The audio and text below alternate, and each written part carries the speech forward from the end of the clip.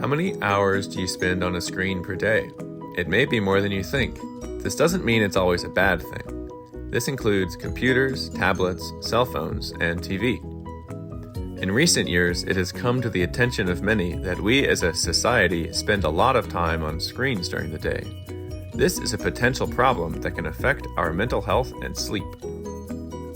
Screen time is not a good metric to determine if this is healthy or not, because this does not take into consideration the type or quality of content that is digested during screen time. 4 hours working on a project and discovering information is not the same as 4 hours on TikTok.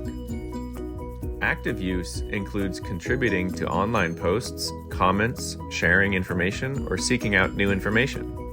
Passive use includes scrolling through online content without any other form of interaction.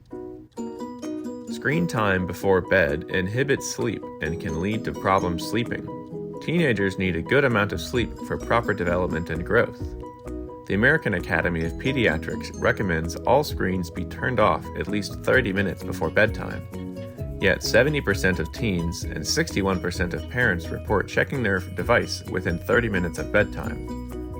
It is also recommended that phones be put away, out of arm's reach during sleep time, and yet 74% of parents and 68% of teens say they keep them either in bed or within arm's reach. Dopamine is released through the unpredictable nature of social media and can have addictive qualities to participating in passive screen time activities. 52% of parents and 39% of teens feel that they use their devices too much. This number is a big increase for parents. It was only 29% in 2016.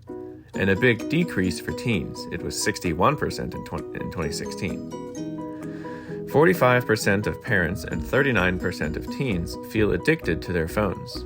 91% of parents and 89% of teens check their phones several times a day. 42% of parents and 43% of teens check their phones at least a few times per hour. There may be a link between depression and passive screen time use.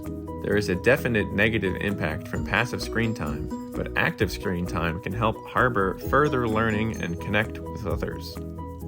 Several studies have found a correlation between emotional well-being and active screen use, and yet tweens and teens spend nearly 40% of their screen time using it passively.